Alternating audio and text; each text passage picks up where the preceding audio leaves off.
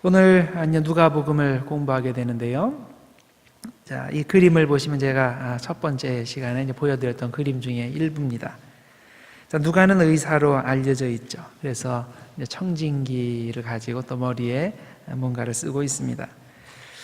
누가는 신약 성서 저자 중에서 유일한 그리스인입니다. 그리고 이방인들을 대상으로 복음서를 쓴 사람입니다. 그래서 그걸 상징하는 것이 이 그림 뒤에 있는 그리스식의 건축물 주랑입니다. 이것이 이제 그리스 문명을 상징하고요. 그리고 그 앞에 아이와 병자와 여자가 있습니다.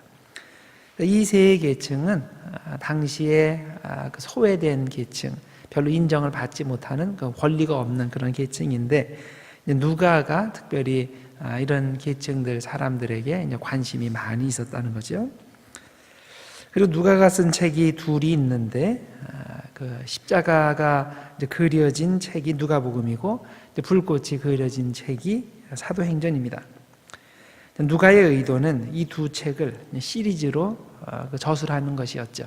그래서 볼륨 1이 누가복음이고 볼륨 2가 이제 사도행전입니다. 그래서 우리가 보통 그 누가복음을 읽을 때 이왕이면 그 사도행전으로 쭉 읽어 내려가는 것도 괜찮은 방법입니다. 그리고 이 두 가지를 합쳐서 우리가 이제 누가문서라고 부르게 되죠. 또 누가가 돋보기를 들고서 예수님을 바라보고 있습니다. 자, 예수님이 누군가 그럴 때 사복음서 저자들이 예수님을 각기 다른 모습으로 바라보고 있습니다. 그 중에 누가는 인성을 가진 사람으로서의 예수님을 바라봅니다. 그래서 누가복음을 읽으시면 누가복음에만 나오는 그 예수님의 탄생 이야기라든가 아니면 예수님의 어릴 적 이야기, 이것이 누가복음에만 나오는 이야기가 됩니다.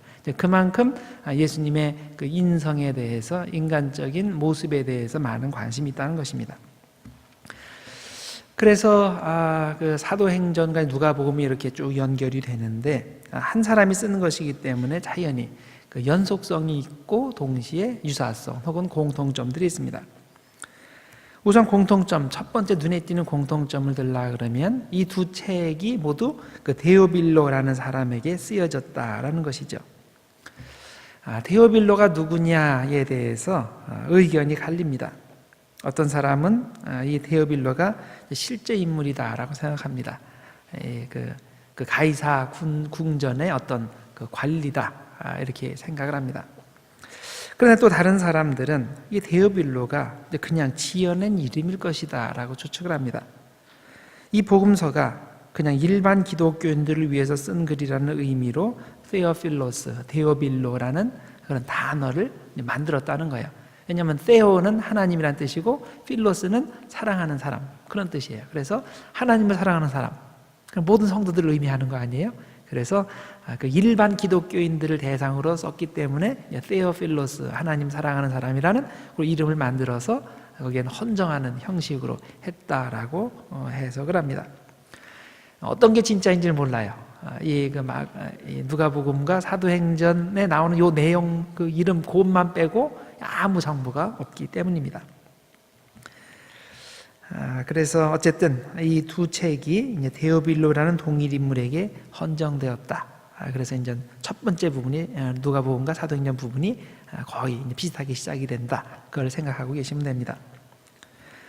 또 한 가지 알아둘 필요가 있는 것이 누가복음과 사도행전은 공통적으로 변증의 형식을, 성격을 가지고 있다는 점입니다.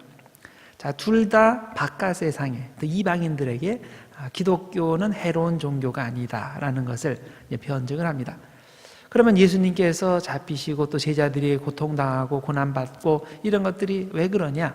그거는 그 유대인들의 그 잘못된 예수 이해 때문에 이제 그렇게 된 것이다라고 변증을 합니다. 그래서 이제 누가복음에 보면 빌라도가 자꾸만 예수님을 도와주려고 하죠. 그럴 때 유대인들은 예수님을 처형하라고 계속 요구를 합니다. 마찬가지로 사도행전에도 보면 그 갈리오 같은 로마 총독은 바울을 무죄 석방하려고 하는데 유대인들이 계속 바울과 또 그가 전하는 복음을 박해를 합니다. 구조적인 면에서도 이 두 책 사이에 상당한 유사성이 발견이 됩니다.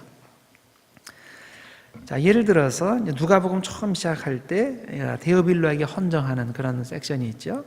마찬가지로 사도행전도 처음 시작할 때 이 글이 데오빌로에게 가는 헌정되는 것이다라는 그런 내용이 있습니다. 똑같이 시작을 해요. 그 다음에 그것이 끝난 다음에 누가복음 3장 21절 22절에 보면 예수님께서 세례 받으실 때 성령 충만하시고 나서 그 다음에 공생애를 시작하는 그런 것이 나와요. 그래서 성령 충만이 나오는데 사도행전 2장 1절에서 4절 사이에도 보면 제자들이 나가서 복음을 전하기 전에 성령 충만한, 열심히 모여서 기도하고 성령 충만하는 그런 이야기가 그 2장 1절에서 4절 사이에 나옵니다. 자, 그 다음에 40일의 준비 기간이 있어요. 자, 누가복음 4장 1절과 2절에 보면 예수님께서 저희 광야에서 40일 금식 기도를 하시죠. 그리고 사탄에게 시험을 받으시고 그걸 이기시고 나서 그 다음에 본격적인 공생애를 시작하시는데 일종의 40일이라는 것이 그런 그 준비 기간이 되는 거죠. 자, 사도행전 1장 3절에도 보면 준비 기간이 있어요. 이게 40일이에요. 성령 충만하기 전에 제자들이 40일 동안 있었죠. 부활승 전하시고 예수님께서 너희는 예루살렘을 떠나지 말고 열심히 성령이 오기를 기다리라 그랬을 때 40일을 준비하고 기도하고 그리고 성령 충만이 내리게 됩니다. 지금 이제 순서가 이렇게 패턴이 이제 똑같이 진행이 되고 있어요. 그리고 복음 설교입니다. 누가복음 4장 16절에서 30절은 예수님께서 갈릴리 회당에 들어가서 첫 번째 설교하시는 그런 내용이 있죠. 그래서 이것으로부터 이제 그 예수님의 설교 사역이 쭉쭉 시작이 되는데 사도행전 2장 14절에서 40절에도 보면 베드로가 그 성령 충만하고 나서 밖으로 나가서 대표로 설교를 길게 하는 그런 장면이 나옵니다. 자, 그 다음에 이 설교를 듣고 나서 사람들이 이걸 받아들이지 않죠. 배척을 하게 됩니다. 이 세상의 배척 요거는 베드로의 경우는 설교했을 때 사람들이 받아들이긴 했어요. 근데 그 설교 내용이 뭐냐면 복음이 전파되지만은 결국 이 복음은 세상 사람들에 의해 배척될 것이다. 이런 내용이 그 설교의 내용이에요. 그리고 그 누가복음 4장 31절에서 이제 8장 56절까지 이것이 이제 길게 주님께서는 복음을 계속 전하시는데 그 배척을 받게 된다는 여기저기서 배척을 받게 된다는 그런 내용이 진행이 되고 또 사도행전도 3장에서 12장 9절 19절까지 계속 그런 식이 반복이 됩니다. 제자들이 복음을 사방에 다니면서 전하는데 여기저기서 많은 배척이 있는 그런 내용들입니다. 그리고 특히 이방인을 대상으로 선교하는, 그래서 이방인 선교에 포커스를 맞추는 것이 누가복음 10장 1절과 1절에서 12절 사이에 나오는 내용이고 또 사도행전 13장에서 이제 19장 20절까지가 이제 전도여행 다니면서 이방 전도를 하는 그런 내용입니다. 그리고 예루살렘 여행과 순교, 이거는 예루살렘까지 들어가서 거기서 그 순교하는 그런 것을 말하죠. 누가복음 9장에서 23장까지 또 사도행전 19장에서 21장 내용까지 예루살렘까지 들어가는 그런 내용이 나옵니다. 그래서 그 구조적으로도 내용면뿐만이 아니라 구조적으로도 이렇게 누가복음과 사도행전이 서로 연결이 되고 이제 동일한 패턴이 반복이 된다라고 이해하시면 됩니다. 자, 이제 누가복음으로 가서요. 자, 누가복음에 독특한 세 가지 구조가 있습니다. 제가 이번 그 공관복음 강좌를 이제 계획을 할 때 누가복음에는 3시간을 배정을 했어요. 그 이유가 뭐냐면 누가복음이 크게 셋으로 구분이 되기 때문이에요. 그래서 이제 서론 부분은 세례 요한 탄생 얘기, 예수님 탄생 이야기, 또 예수님 세례 받는 이야기, 족보, 시험, 이것이 이제 서론격에 해당하고 이제 결론은 예수님께서 부활 승천하시는 것이 결론인데 그 서론과 결론을 빼고서 셋으로 구분돼요. 첫 번째 부분은 예수님께서 갈릴리에 계셨을 때 사역하시는 내용이에요. 4장부터 9장 50절까지. 그 다음에 9장 51절부터 19장 28절까지 긴 그런 내용 그 섹션에는 예수님께서 이동하시는 거예요. 갈릴리에서 예루살렘으로 이동하시면서 가르치신 거, 또 여러 가지 일어난 일들, 그런 것이 그 중간 섹션에 나옵니다. 그런데 이 중간 섹션의 중간 부분에 누가복음에만 나오는 비유들이 집중적으로 여기에 들어가 있어요.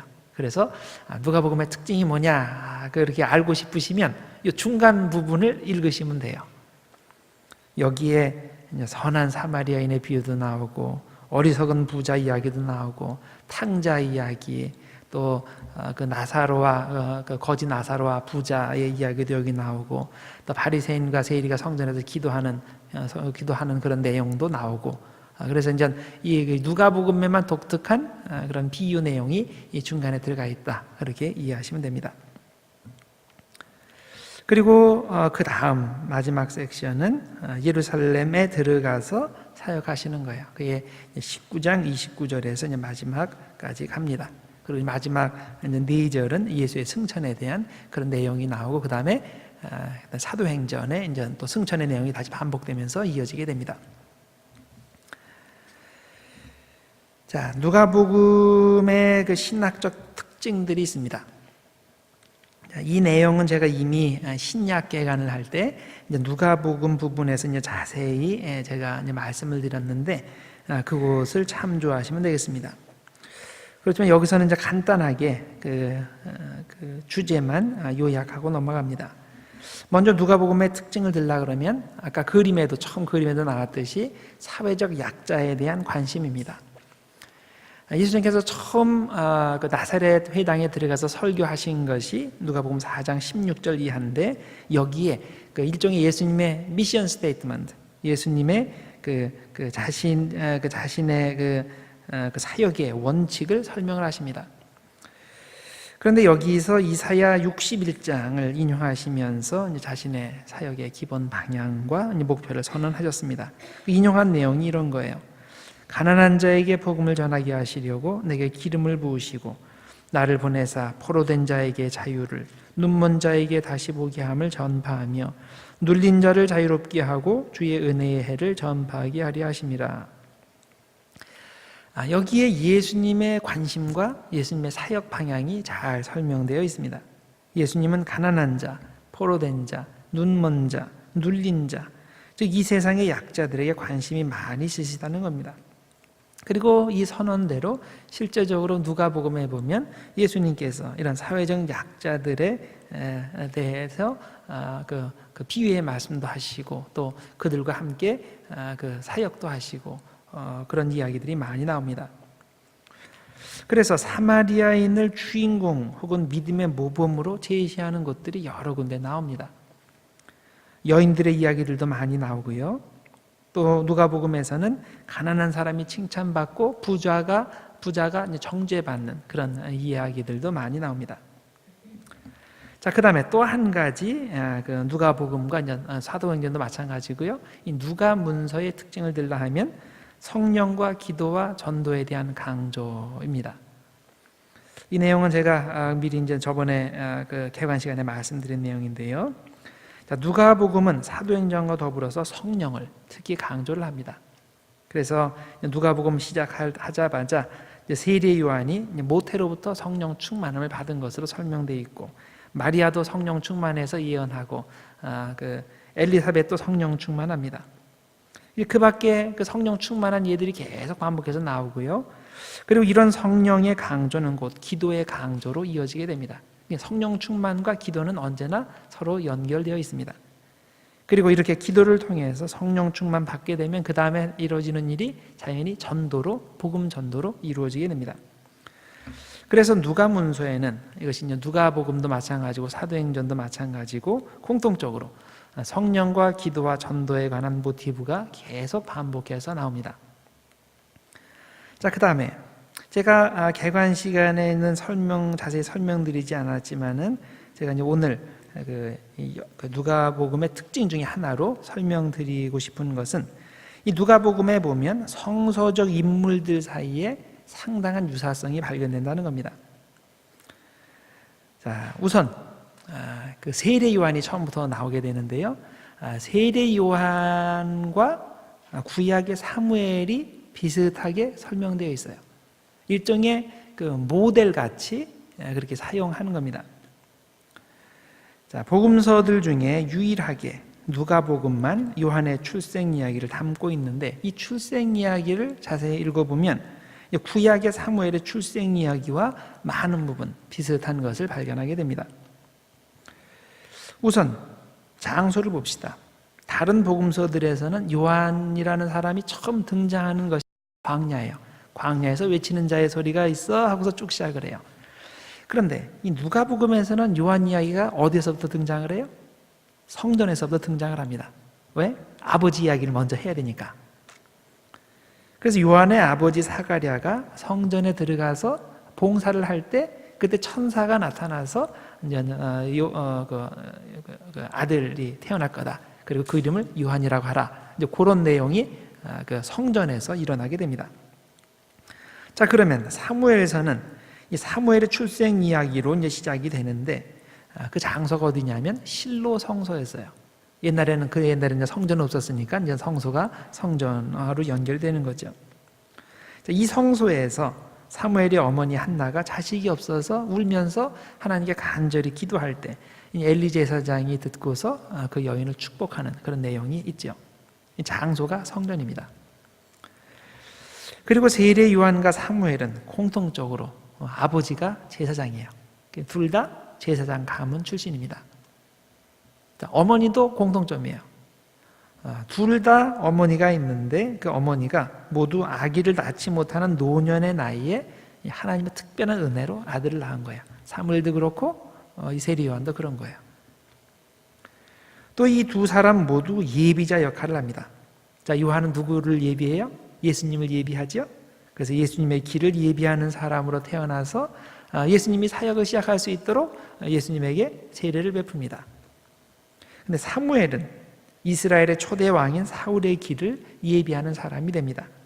그래서 사울을 기름 부어 왕으로 삼았죠.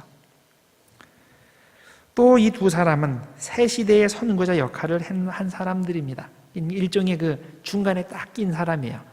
옛날을 마감하고 새로운 시대를 여는 그런 사람 역할을 했습니다. 자, 사무엘 그럴 때 이게 헷갈려요.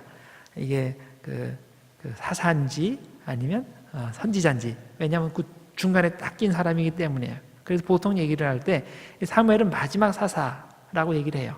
동시에 그 새로운 왕정 시대 혹은 새로운 그 예언자 시대를 연 사람이다. 그렇게 얘기를 합니다. 그래서 그런 차원에서 선구자가 됩니다. 자, 그러면 요한은 어떻습니까? 요한은 구약의 마지막 선지자가 됐죠. 그래서 가장 여자가 낳은 자 중에서 가장 큰 사람이다. 이제 구약까지 얘기해서 그렇다는 거예요. 그래서 구약의 마지막 선지자 역할을 한 사람이고, 그리고 역시 선구자로서 새 시대를, 복음의 시대를 연 사람이 됩니다. 자, 그 다음에 세례 요한이 구약의 사무엘을 많이 이제 닮은 그런 예들을 제가 설명드렸는데 또 있어요. 이 세례 요한이라는 사람이 예수님과 많이 닮았어요. 누가복음에 보면 세례 요한에 관한 이야기와 예수님에 관한 이야기가 상당히 겹치는 것을 발견하게 됩니다. 특히 출생 이야기 부분에서 그 유사성이 두드러집니다. 자, 먼저 그 1장 5절에서 7절 사이에 보면 요한의 부모를 이제 소개하면서 이제 시작을 해요. 그리고 나서 천사가 이제 사가랴에게 나타나서 요한이 태어날 것을 얘기하고, 그 다음에 사가랴가 천사를 보고 놀랍니다. 그리고 천사가 사가랴에게 뭐라고 말을 하냐면 두려워하지 말라 쭉 설명한 다음에 이름을 요한이라 하라라고 명령을 내립니다. 자, 그러니까 이것에 대한 이해가 안 된다는 그런 반응을 보입니다. 내가 이것을 어떻게 믿겠습니까? 나는 나이가 늙었고 내 아내도 나이가 많습니다. 자, 그런데 이런 똑같은 패턴이 예수님 이야기에도 그대로 반복이 됩니다. 자, 먼저 요한의 부모를 소개한 것처럼 역시 예수님의 부모를 소개합니다. 1장 26절에서 27절 예수님의 부모가 누군가 간단하게 두 절 딱 소개를 해요. 똑같습니다. 자, 그 다음에 천사가 나타났는데 사가랴에게 나타난 것처럼 역시 예수님의 어머니인 마리아에게 나타나죠. 그리고 나서 마리아가 놀랍니다. 사가랴가 놀란 것과 똑같아요.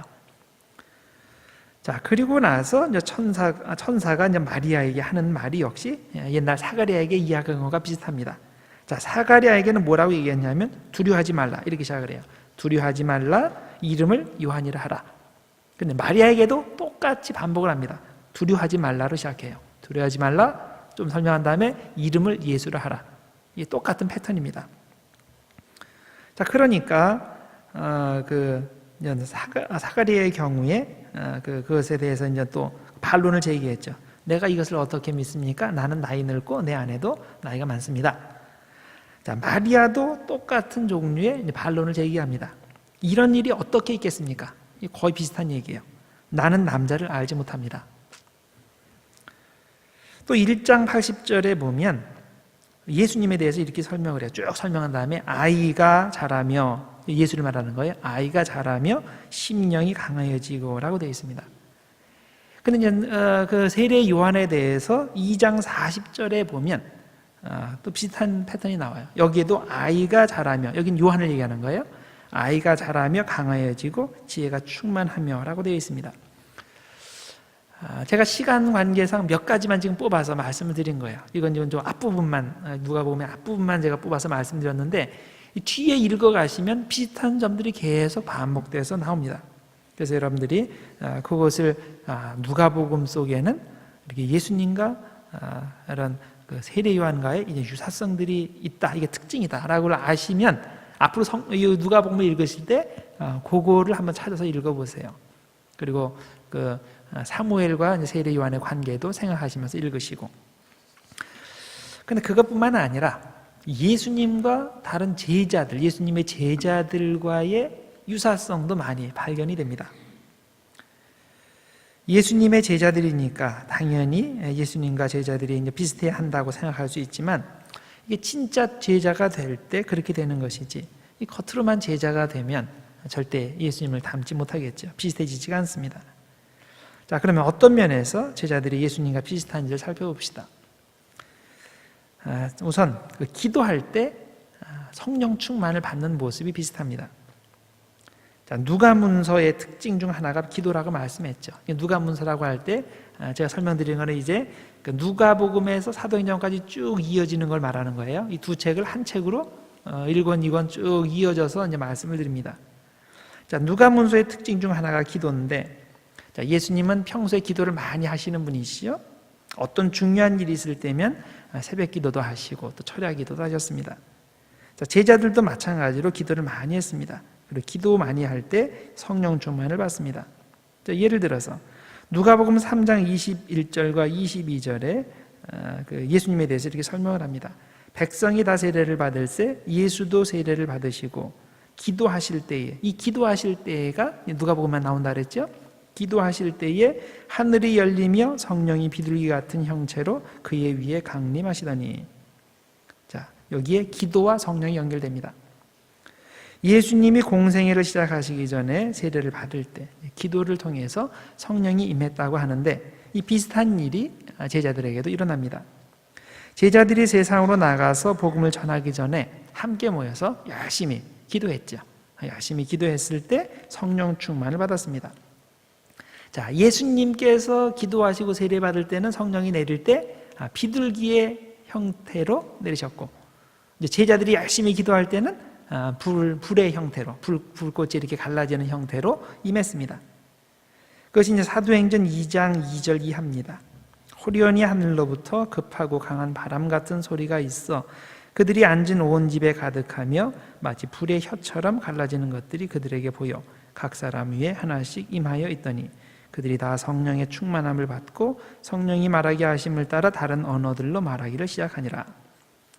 자, 기도와 성령 충만, 이어지는 것이 예수님에게도 있고 제자들에게도 있습니다. 이게 공통점이에요.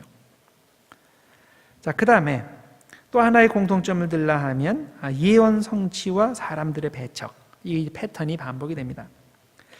예수님께서 공생애를 시작하신 후에 나사렛 회당에 들어가서 첫 번째 회당 설교를 하셨다 그랬죠. 그런데 그 내용이 뭐냐면 예수님께서 구약에 예언된 대로 메시아로 오신다는 것입니다. 오셨다는 겁니다. 그런데 사람들이 예수님은 요셉의 아들인데 어떻게 메시아가 되느냐 이렇게 말하면서 예수님의 말씀을 받아들이지 않았습니다. 그러자 예수님께서 옛날 이스라엘의 역사에서 일어났던 두 가지 예를 들어서 그들을 책망하셨습니다. 이것이 너희들에게 처음 일어나는 것이 아니라 대대로 하나님의 복음을 받아들이지 않았던 전례들이 있다라고 하시면서 두 가지 예를 들어주셨는데, 하나가 엘리야 시대의 사렙다 과부 이야기입니다. 엘리야 시대에 3년 6개월 동안 비가 내리지 않았는데, 그 당시에 유대 지방에 이스라엘에 얼마나 많은 수의 과부들이 있었겠습니까? 그런데 이 엘리야가 보냄 받은 사람이 그 사람들 다 빼고 그 사람들한테 안 가고 저 이방 지역의 사렙다 과부에게 갔다는 거예요.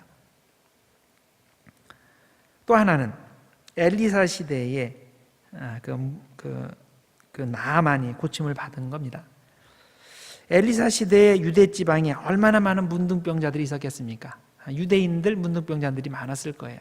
그런데 그들은 고침받지 못했고 이방인인 나아만이 고침을 받았다는 겁니다. 자, 이게 무슨 뜻입니까? 믿음이 없으면 아무리 유대인이라도 소용이 없다는 거죠. 그 알량한 선민의식을 버리라는 겁니다. 믿음 없는 선민의식은 아무짝에도 쓸모없다는 겁니다. 이런 메시지가 전달되니까 유대인들이 이게 무슨 얘기하는 줄 이해하고 분노를 일으킵니다. 그리고 예수님을 죽이려고 했습니다. 그래서 예수님을 동네 밖으로 쫓아내서 거기서 산낭떠러지로 끌고 가서 밀쳐 떨어뜨리려고 하였습니다. 자, 이것이 예수님에 관한 얘기인데, 이와 비슷한 패턴이 그 제자들에게도 일어납니다. 사도행전 2장 14절 이하에 반복이 되는데, 자, 그곳에 보면 제자들이 오순절 성령 충만을 받고 나서 밖으로 나가서 설교를 했는데 베드로가 대표적으로 길게 설교를 했죠. 물론 이때 베드로만 설교한 것이 아닙니다. 다 같이 각자 설교를 했습니다. 사도행전 2장 14절에 보면 이렇게 되어 있어요. 베드로가 11 사도와 함께 서서 소리를 높여 이르되 라고 되어 있습니다. 제자들이 모두 이곳저곳에서 설교를 한 것 같은데 대표적으로 베드로의 설교만 사도행전에 기록된 것으로 보입니다. 그런데 이 내용을 보면 누가복음에 예수님이 설교하신 것의 요점이 여기에 그대로 다 들어가 있습니다. 예수님은 구약 성경에 예언된 대로 오신 메시아인데 사람들이 그분을 믿지 않고 배척하고 그분을 십자가에 죽였다. 이것이 이제 기본 메시지입니다. 그런데 이런 베드로의 설교에 대한 반응은 물론 예수님 때의 반응과는 달랐습니다.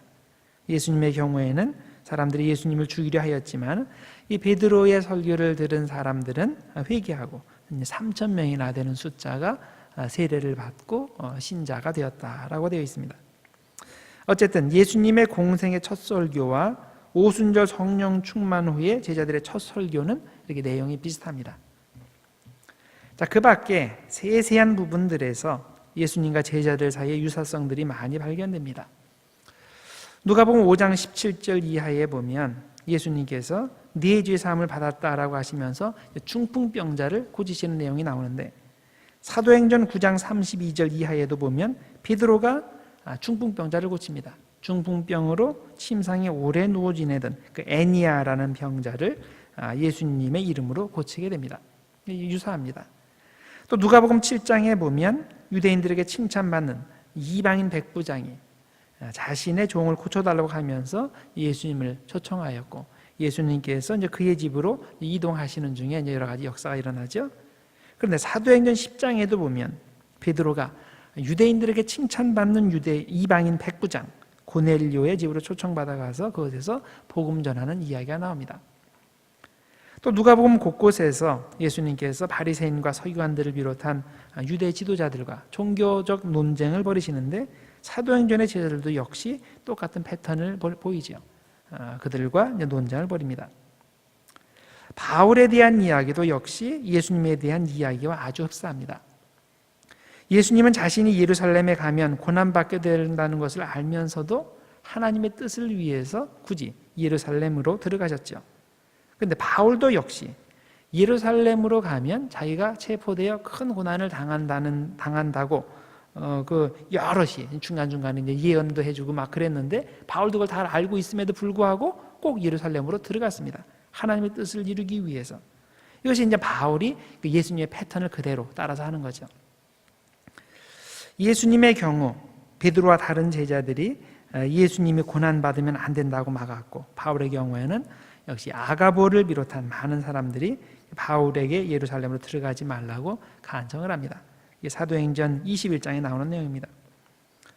또 예수님께서 산헤드린과 아그리빠와 로마 총독들 앞에서 신문 받으셨는데, 바울도 신문 받을 때 똑같이 산헤드린 앞에서, 아그리빠 앞에서, 로마 총독들 앞에서 신문을 받았습니다. 누가복음에서는 빌라도가 3번씩 예수님이 무죄하다, 죄가 없다라고 선언해 주었는데, 이 역시 사도행전에서도 3사람, 즉 천부장 루시아와 총독 베스도와 아그리빠가 그 바울의 무죄를 선언해 주었습니다. 이게 굉장히 비슷한 거예요. 스데반의 경우도 마찬가지입니다. 그도 예수님의 모델을 따르고 있습니다. 예수님께서 산헤드린 앞에서 신문 받은 것처럼 스데반도 역시 산헤드린 앞에서 신문 받았습니다. 사도행전 6장 12절에 나옵니다. 자, 예수님이 신문 받을 때 거짓 증인들이 세워져서 예수님을 공격을 했죠. 스데반의 경우도 똑같습니다. 거짓 증인들이 세워져서 스데반이 공격을 받습니다. 그런데 가장 중요한 유사성은 마지막 기도의 내용이었죠. 예수님께서 운명하시기 전에 아버지, 내 영혼을 아버지 손에 부탁합니다. 누가복음 23장 46절에 그렇게 외치셨는데, 스데반도 역시 주 예수여 내 영혼을 받으시옵소서라고 기도를 했습니다. 사도행전 7장 59절이에요. 예수님께서 자기를 못 받는 병정들 앞에서 그들을 향해서 아버지 저들의 죄를 용서해 주십시오. 자기들이 무엇하고 있는지를 모릅니다. 이렇게 그 기도를 하셨는데, 스데반도 마지막 순간에 이렇게 기도를 했어요. 주여 이 죄를 그들에게 돌리지 마옵소서.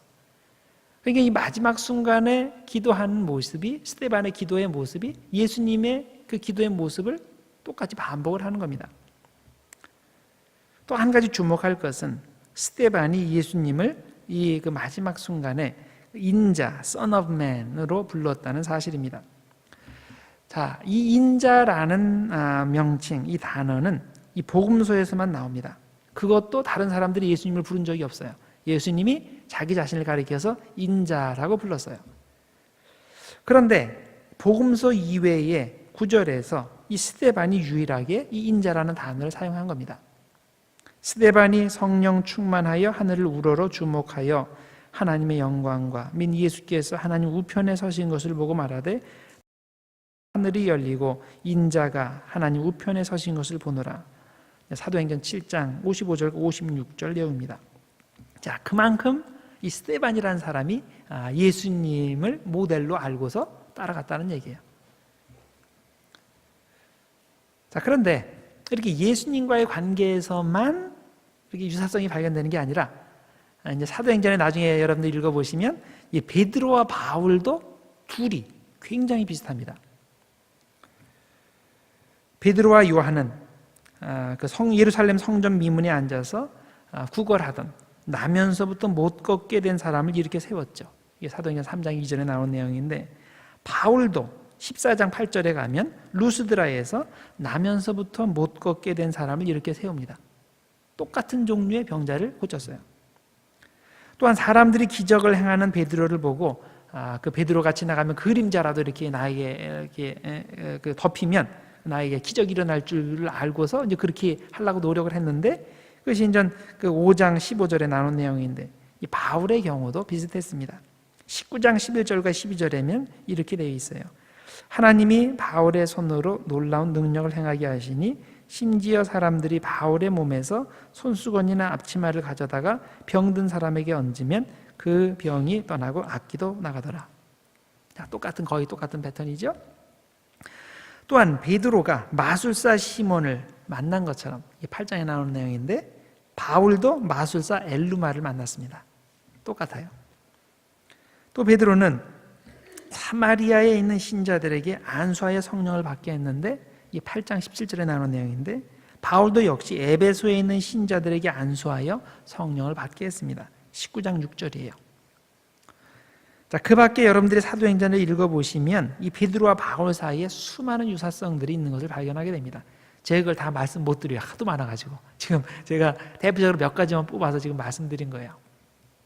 자, 그러면 우리가 이런 성서의 인물들 사이에 발견되는 유사성을 어떻게 이해해야 될까요? 자, 구약의 사무엘과 신약의 세례 요한이 비슷하고, 또 신약 안에서도 세례 요한과 예수님이 비슷하고, 예수님과 예수님의 제자들이 많이 비슷하고, 더 나아가 예수님께서 부활 승천하신 후에는 제자들끼리 서로 비슷하고. 자, 왜 이런 현상이 생기는 것일까요? 복음은 시대와 지역과 개인을 초월하여 역사하기 때문입니다. 복음은 사무엘과 세례 요한을 비슷하게 만들고 베드로와 바울을 비슷하게 만듭니다. 자, 그러면 이게 어떤 한 사람이 기준이 되어 그 사람에게 다른 사람들이 맞추어진다는 의미일까요? 그렇지 않죠. 기준은 오직 한 분 하나님이십니다. 그리고 그 한 분 하나님이 우리가 이해할 수 있는 모습으로 이 땅에 오신 분이 예수님이십니다. 그래서 우리가 복음을 믿고 복음으로 변화되면 그 모든 사람들이 자연히 예수님을 닮게 되는 겁니다. 한참 멘토링이 유행한 적이 있습니다. 지금은 좀 열기가 식은 것 같지만 여전히 많은 사람들이 이 멘토링의 가치를 인정하고 그 방법을 사용합니다. 자, 사람들이 왜 멘토를 찾습니까? 어느 분야이든 성공하기 위해서는 이미 성공한 사람을 찾아서 그를 벤치마킹 하는 것이 효과적이라고 생각하기 때문이죠. 사람들에게 머리로, 지식적으로 단순히 성공의 원리를 가르쳐 주는 것보다 그 원리가 실제 상황에서 어떻게 적용되는지를 보여주면서 그 길을 함께 가는 것이 가장 효과적인 방법이 되는 것이죠. 그래서 사업의 분야에서도, 스포츠의 분야에서도, 예술의 분야에서도 사람들이 멘토링의 방법을 사용합니다. 물론 많은 사람들이 우리 신앙의 분야에서도 이 방법을 사용해서 자신의 신앙 성장을 추구합니다. 그런데 이 멘토링을 통해서 그 멘토링 받는 사람을 멘티라고 그러죠. 멘토링을 통해서 멘티가 잘 성장해야 하는데 많은 경우에 멘토가 멘토링을 한다고 하면서 상대방을 자기 똘마니로 만드는 것을 너무나 많이 보았습니다. 멘토링을 한다면서 자기 아류를 만드는 것을 볼 때 이게 너무나 안타깝습니다. 진정한 멘토링은 뭡니까? 멘티를 멘토의 아류로 만드는 것이 아니라 멘티 그 사람의 나름의 방법으로 스스로 1인자가 되도록 도와주는 것이 진정한 멘토링인 겁니다. 그러면 우리 기독교인들에게 있어서 멘토링의 목표가 무엇이겠습니까? 각자 자신의 특성을 살려서 자신에게 가장 자연스러운 방법으로 예수님같이 되는 것이 아니겠습니까? 하나님께서 나를 만들어주신 그 특성대로, 그 나름의 방식대로 가장 예수님을 많이 닮는 것, 이것이 크리스천 멘토링의 목표인 겁니다. 바울은 고린도전서 11장 1절에서 고린도 교인들에게 바울 자신을 본받으라고 권면하고 있습니다. 내가 그리스도를 본받는 자가 된 것 같이 너희는 나를 본받는 자가 되라고 되어 있습니다. 자, 이 구절을 읽을 때 당장 떠오르는 생각이 뭡니까? 이거 너무 교만한 말 아니야? 어떻게 이렇게 대놓고 너희는 나를 본받으라 이렇게 얘기할 수가 있어? 자, 이런 생각이 듭니다. 그런데 이 구절을 다시 잘 읽어보면 그 바울이 자기 자신을 본받으라고 한 것이 아니라 자기가 예수를 본받은 것 같이 그들도 자기를 통해서 예수를 본받으라라고 하는 의미인 겁니다. 그래서 그냥 너희는 나를 본받는 자가 되라 이렇게 얘기하지 않고 그 앞에 중요한 조건을 다룬 거죠. 내가 그리스도를 본받는 자가 된 것 같이 너희도 그걸 보고서 나를 본받는 자가 되라 이렇게 이야기한 겁니다. 이것이 진정한 형태의 멘토링입니다.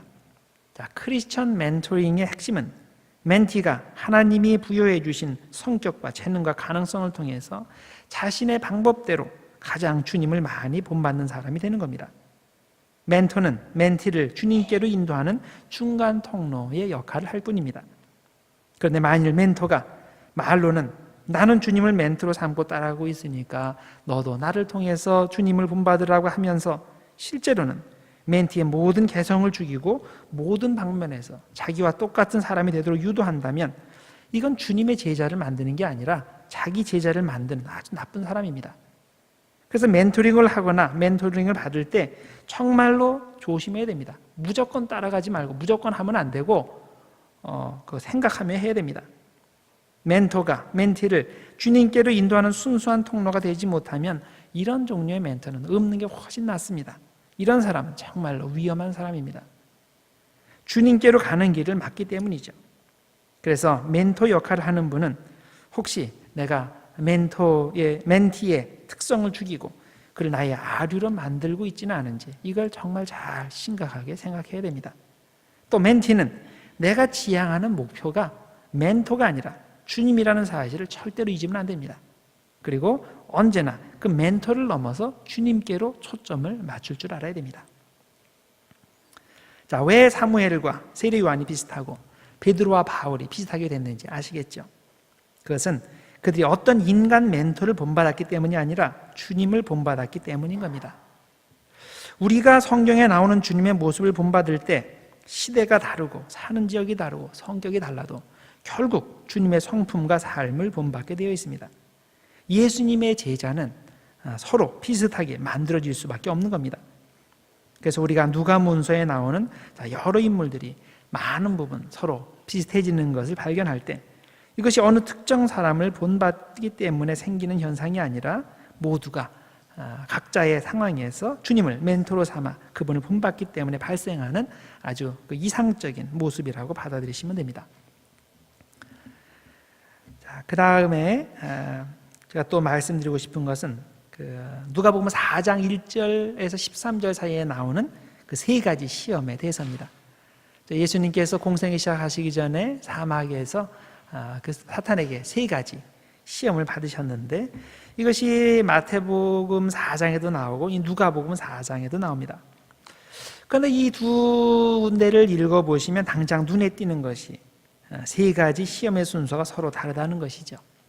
마태의 순서는 먼저 돌을 떡으로 만들어 먹으라는 시험이 나오고 그 다음에 성전 꼭대기에서 뛰어내리라는 두 번째 시험이고 세 번째는 높은 데에 데리고 올라가서 나에게 절하라, 다 주겠다. 이게 그런 순서로 돼 있어요.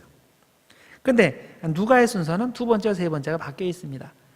돌을 사용해서 떡을 만들어 먹으라가 첫 번째고 그 다음에 두 번째는 나에게 절하라, 다 주겠다. 이게 두 번째고 세 번째는 성전 꼭대기에 올라가서 뛰어내리라. 이게 세 번째예요. 왜 두 복음서 사이에 시험의 내용은 같은데 순서가 바뀌었을까요? 그 이유는 마태와 누가가 공통의 문서 혹은 공통 구전 전통을 참조해서 각자의 필요에 따라 사용했기 때문입니다. 우리는 이 공통 자료를 보통 Q라고 부른다고 말씀을 드렸죠. source라는 뜻의 라틴어입니다. 누가복음 1장 1절과 2절이 이런 이전 문서의 존재를 설명해 주고 있습니다. 누가복음 1장 1절과 2절에 이렇게 되어 있어요. 우리 중에 이루어진 사실에 대하여 처음부터 목격자와 말씀에 일꾼된 자들이 전하여 준 그대로 내력을 저술하려고 붓을 든 사람이 많은지라. 여기에 보면 예수님의 가르침과 행적에 대해서 목격자들이 있었다라고 말하죠. 그것도 많다고 했습니다. 이들은 직접 예수님의 가르침을 듣고 행적을 본 사람들입니다. 이들이 구전으로 전해주었거나 글로 남긴 것을 참조해서 누가복음을 썼다라는 말이죠. 또 누가에게는 다른 출처가 또 있는데 그것이 말씀에 일꾼된 자들입니다. 이들은 직접 자기들이 목격자가 된 것은 아니지만 다른 목격자들의 증언과 글을 정리해서 자기 나름대로 글을 쓴 사람들입니다. 그런데 누가는 어떻게 했다고 했습니까? 위에 두 가지 경로를 통해 얻은 내용을 기초로 해서 자기식대로 다시 글을 썼다는 겁니다. 그것이 누가복음입니다. 그런데 누가가 이렇게 기존의 자료들을 사용하여 누가복음을 쓸 때 마구잡이로 쓴 것이 아니라 일정한 순서대로 썼다고 그 다음 절에 밝힙니다. 누가복음 1장 3절입니다. 그 모든 일을 근원부터 자세히 미루어 살핀 나도 데오빌로 각하에게 차례대로 써보내는 것이 좋은 줄 알았노니. 여기에 보면 차례대로 카텍세스라고 되어 있는데요. 차례대로 이것은 꼭 시간적 순서로 썼다는 의미가 아니죠. 당시에는 글을 쓸 때 우리들처럼 꼭 시간적 순서대로 써야 한다는 개념이 없었습니다. 시간적 순서보다 더 중요한 것이 있는데 그것이 바로 저자가 전달하고자 하는 메시지에 가장 적합한 논리적 순서입니다. 그러니까 시간적 순서보다 더 중요한 게 논리적 순서라는 것을 우리들이 생각할 필요가 있습니다. 우리는 논리적 순서보다 시간적 순서가 사실 더 중요하게 다가옵니다. 근데 옛날에는 그 반대였다는 거예요. 그래서 마태복음에는 이런 순서로 되어 있고 누가복음에는 저런 순서로 되어 있는데 그들 중에 어떤 게 맞습니까? 이렇게 묻는 것은 잘못된 질문입니다. 그런 질문은 당시 사람들이 중요하게 생각하지 않은 것을 현대적 시각에서 마치 중요한 것처럼 가정하는 것입니다. 성서시대 사람들에게 중요한 것은 이야기의 시간적 순서가 아니라 메시지를 가장 효과적으로 전달하기 위한 논리적 순서입니다. 자, 그렇다면 우리는 질문을 바꿔야 되겠죠. 그들 중에 어떤 것이 올바른 시간적 순서인가 이걸 질문하지 말고 왜 마태는 이런 순서로 얘기했고 누가는 이런 순서로 얘기했는가 그 질문을 해야 되는 겁니다. 마태는 예수님이 40주야를 금식하셨다라고 밝혔습니다. 자, 40주야 금식한 거는 누가복음이나 마가복음에는 안 나오는 내용입니다. 이 두 복음서에서는 예수님께서 광야에서 그냥 40일 지냈다라고만 되어 있습니다. 금식했다는 얘기가 없어요. 그런데 왜 마태는 40주야를 금식한 것을 꼭 설명을 해야 됐을까요? 그것은 대상이 유대인들이기 때문입니다. 이방인에게는 40일 금식이 별 의미가 없겠지만은 유대인에게는 40일 금식이 굉장히 중요한 의미가 되는 겁니다. 자, 어떤 의미가 됩니까? 시내산에서 모세가 하나님의 율법을 받을 때 40일 금식하는 것과 연결이 됩니다. 또한 유대인들을 대상으로 복음서를 쓴 마태 입장에서 볼 때 사탄이 세 가지 시험을 할 때 그 시험에 대항해서 예수님께서 세 번 다 모세오경인 그 신명기서 말씀을 인용하신 것이 중요합니다. 왜냐하면 예수님이 누굽니까? 마태복음에서 율법을 완성하러 오신 분이죠. 그래서 예수님은 신약의 모세인 겁니다. 그래서 첫 번째로 돌을 떡으로 만들어 보라는 시험이 나오는데 이 시험에 대항해서 예수님께서는 사람이 떡으로만 살 것이 아니라 하나님의 입에서 나오는 모든 말씀으로 살 것이라는 신명기 말씀을 인용하셨습니다. 그런데 이 말씀의 배경은 뭡니까? 만나 사건이에요. 신명기 8장 3절을 읽어보면 이렇게 되어 있습니다. 너를 낮추시며 너를 줄이게 하시며 또 너도 알지 못하며 네 조상들도 알지 못하던 만나를 네게 먹이신 것은 사람이 떡으로만 사는 것이 아니요 여호와의 입에서 나오는 모든 말씀으로 사는 줄을 네가 알게 하려 하심이니라. 이렇게 되어 있습니다. 자, 광야를 지나는 백성들이 하도 배고프다고 불평하니까 하나님께서 만나를 내려주신 겁니다. 그런데 이렇게 해서 그들의 불평이 사라졌습니까? 아니죠. 그들은 여전히 불평을 늘어놓았습니다. 만나를 주니까 그 다음에 불평하는 것이 마늘이 없다, 부추가 없다, 참외가 없다, 이런 별의별 것 가지고 다 불평을 했습니다. 결국 이들의 문제가 뭡니까? 그들의 배에 음식이 없어서가 아니라 그들의 마음에 하나님의 말씀이 없기 때문인 거죠.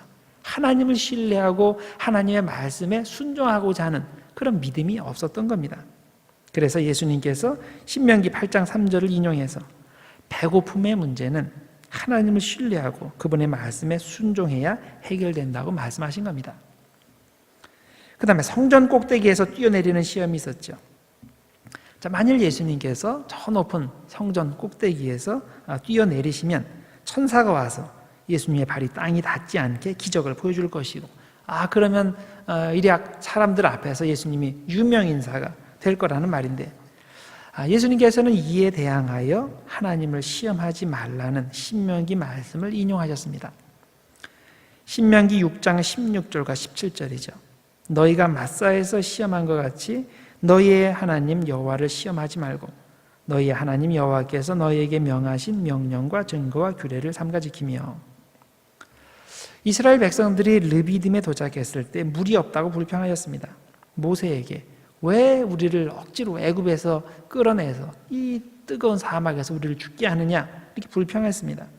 이때 모세가 하나님께 하소연하는 말이 내가 이 백성에게 어떻게 하리이까? 그들이 조금 있으면 내게 돌을 던지겠나이다. 이렇게 얘기를 했어요. 이 사람들의 근본적인 문제가 뭡니까? 하나님을 신뢰하지 못하고 하나님의 능력을 의심하는 거죠. 그가 그곳 이름을 마사 또는 무리바라 불렀으니 이는 이스라엘 자손이 다투었으며 또는 그들이 여호와를 시험하여 이르되 하나님께서 우리 중에 계신가 안 계신가 하였음이더라. 출애굽기 17장 1절에 나오는 내용입니다. 예수님은 사탄의 시험을 하나님을 시험하지 말라 하는 이 신명기 말씀으로 이기셨습니다. 이것의 의미는 인생의 성공을 위해 하나님을 시험하지 말고 정반대로 하나님을 전적으로 신뢰하고 하나님의 명령에 순종해야 된다는 거죠. 자, 그 다음에 사탄에게 절하면 천한 만국을 주겠다는 시험이 또 있었죠. 역시 예수님은 신명기로 이 시험을 물리치셨습니다. 신명기 6장 12절에서 14절 사이에 이런 내용이 나옵니다. 너는 조심하여 너를 애굽 땅 종되었던 집에서 인도하여 내신 여호와를 잊지 말고 네 하나님 여호와를 경외하며 그를 섬기며 그의 이름으로 맹세할 것이니라. 너희는 다른 신들 곧 네 사면에 있는 백성의 신들을 따르지 말라. 우상 숭배를 금하는 거죠. 그런데 이 신명기서 말씀은 금송아지 사건을 연상시킵니다. 모세가 시내산에서 오랫동안 내려오지 않으니까 백성들이 그 밑에서 금송아지를 만들어 놓고 그게 하나님이라고 예배했습니다. 자, 이것은 여호와 하나님만이 참 하나님이라는 사실을 부인하고 다른 신을 섬기는 우상 숭배의 죄입니다. 마찬가지로 사탄이 자기를 섬기면 천한 만국을 준다고 하면서 예배할 것을 요구했는데 이것이 옛날의 금송아지 상황과 똑같은 겁니다. 우상 숭배를 요구하는 거죠. 그래서 예수님은 이번에도 신명기서의 말씀으로 사탄의 시험을 이기신 겁니다. 자, 결국 이렇게 해서 예수님은 광야의 이스라엘이 넘어진 곳에서 그 지점에서 똑같은 시험을 이기셨습니다. 하나님의 자녀들인 이스라엘은 하나님을 신뢰하지 못해서 광야의 시험에 실패했지만 하나님의 아들인 예수님은 하나님을 전적으로 신뢰함으로 광야의 시험을 모두 이기신 것입니다. 이것이 세 가지 시험 이야기입니다. 자, 그러면 이 내용을 마태복음과 누가복음에 나오는 그 시험의 순서에 적용을 해봅시다. 마태복음의 순서는 떡, 뛰어내리는 거, 절하는 거. 자, 이렇게 돼 있고, 누가복음의 그 순서는 두 번째와 이제 세 번째가 다른데, 자, 먼저 마태복음의 예를 보면 왜 절하는 것이 맨 마지막에 있을까요? 자, 우선 첫 번째 거, 떡으로 시험하는 거는 우리들이 상식적으로 생각할 수 있는 사항이죠. 40일을 금식했으니 얼마나 먹고 싶은 욕망이 세겠습니까? 그러면 그 다음에 왜 성전 꼭대기에서 뛰어내리는 것이 나오고 사탄에게 절하는 것이 마지막에 나올까요? 그 이유는 이스라엘 백성들이 잘 알고 있는 대로 역사적 순서가 그렇게 되어 있기 때문이에요. 여러분들이 출애굽기서를 읽어보시면 그러면 출애굽기 16장에 만나 사건이 나오고요. 그리고 출애굽기 17장에 마사 사건, 물 사건이 나오고 그 다음에 출애굽기 32장에 금송아지 사건이 나옵니다.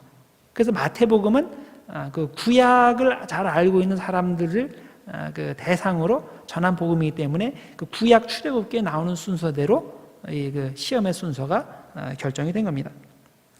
그런데 이보다 더 중요한 이유가 있습니다. 그것은 유대인들의 신앙에서 가장 큰 죄가 뭐냐? 우상숭배의 죄라는 거예요. 하나님 이외에 다른 신을 섬기는 것, 이것이 가장 심각한 죄입니다. 사실 이 우상숭배의 죄 때문에 가나안에 들어간 이스라엘 백성들이 아수르와 바벨론에게 망해서 포로로 잡혀가게 되지 않았습니까? 그래서 마태복음의 순서의 제일 마지막에 우상숭배의 죄가 나오는 것이 마태복음의 대상인 유대인들에게 가장 의미 있는 순서가 되는 것입니다. 그것이 가장 강력하고도 가장 심각한 시험인 겁니다. 자, 그렇다면 누가복음에서는 왜 성전 꼭대기에서 뛰어내리는 시험이 가장 나중에 나오는 것일까요? 누가복음의 대상은 유대인이 아니라 이방인들이기 때문에 구약의 이야기, 구약의 역사가 상대적으로 중요하지 않습니다. 누가에게 중요한 것은 하나님 나라가 사탄의 나라를 침공해 들어가서 점점 영역을 넓혀가는 겁니다.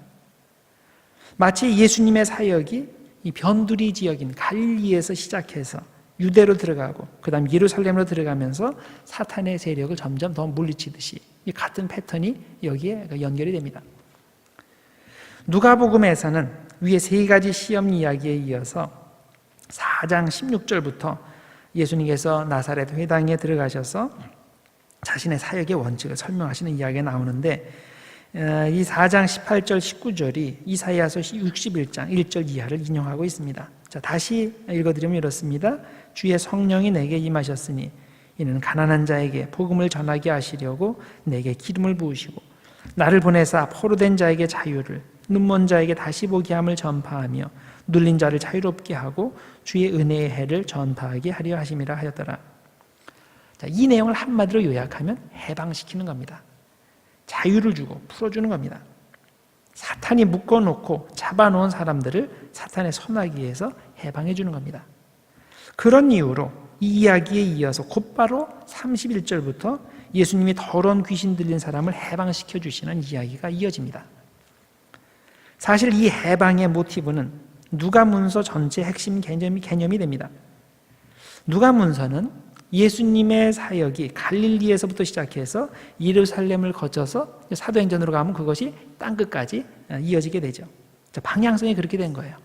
갈릴리에서, 예루살렘에서, 유다, 사마리아, 로마, 온 땅끝 이렇게까지 가는 거예요.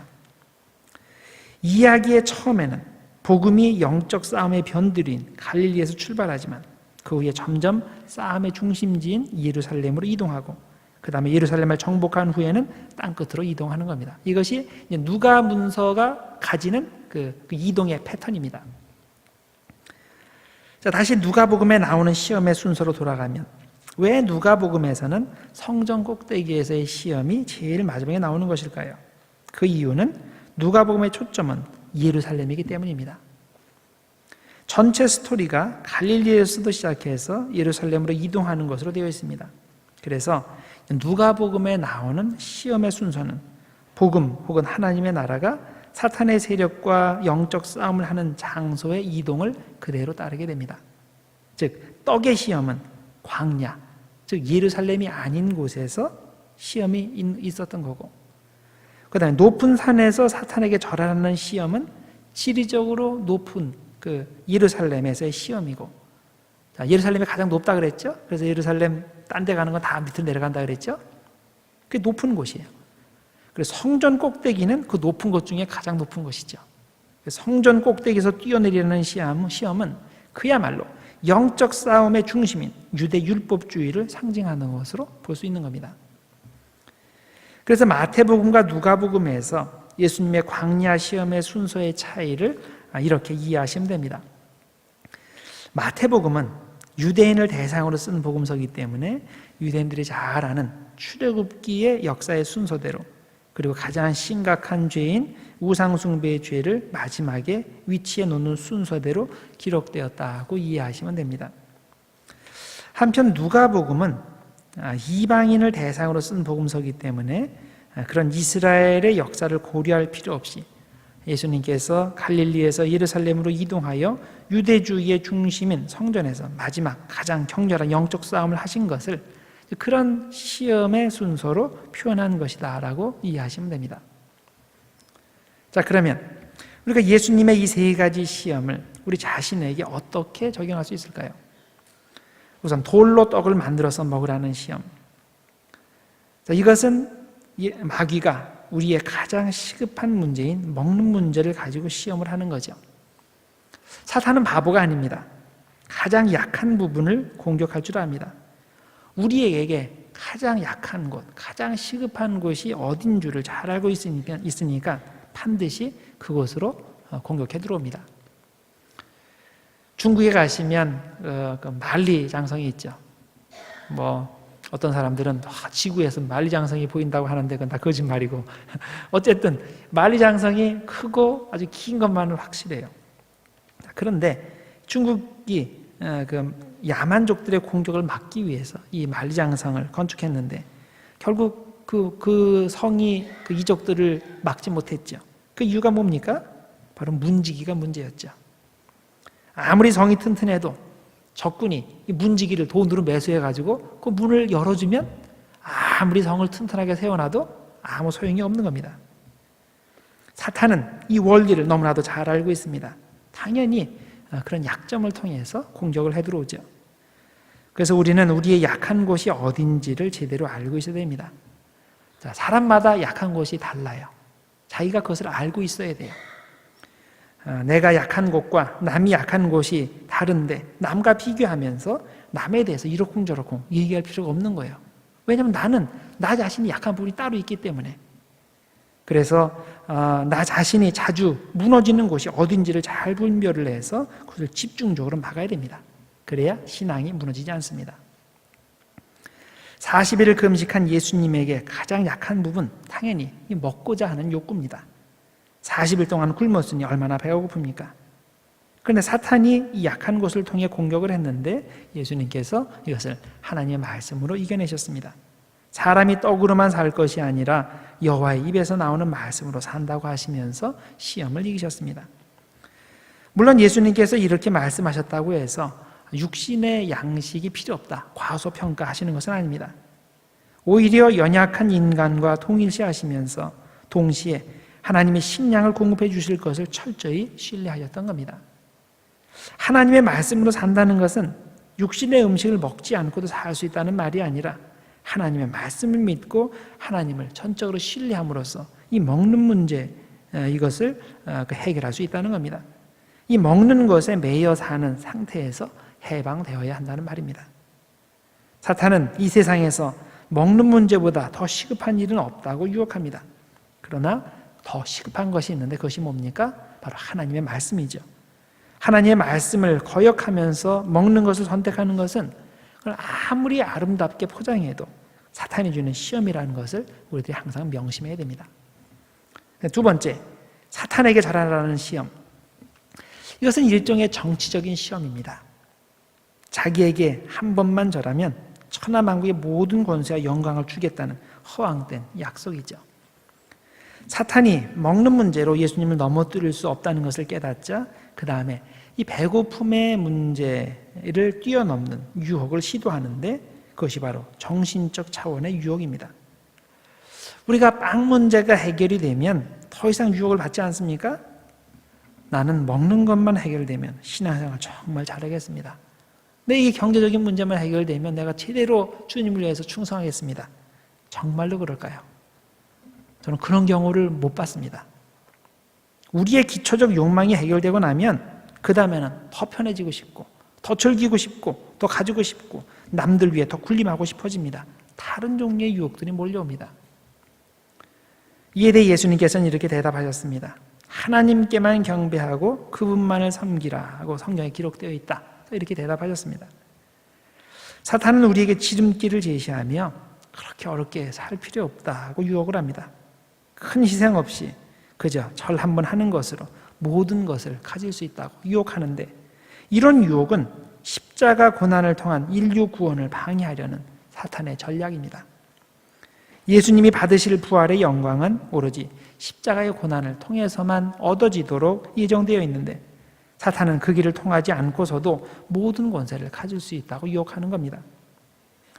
사탄은 항상 우리에게 쉬운 길, 넓은 길, 빠른 길을 택하라고 유혹을 합니다. 한 번만 절하면 된다고 말합니다. 딱 한 번 눈 감으면 다 해결이 된다고 얘기합니다. 그럴 때 우리는 그것이 과연 하나님이 원하시는 길인지 성경의 길인지 잘 생각해 보아야 됩니다. 우리는 하나님께만 경배하고 그분만을 섬겨야 됩니다. 그분이 기뻐하시는 길로만 가야 됩니다. 이런 결단이 있을 때 시험을 이길 수 있습니다. 그 다음 세 번째로 예루살렘 성전 꼭대기에서 뛰어내리라 하는 시험이 있죠. 떡의 시험이 육적인 시험이고 사탄에게 절하라는 시험이 정신적인 시험이라면 성전 꼭대기에서 뛰어내리라는 시험은 영적인 시험이라 할 수 있습니다.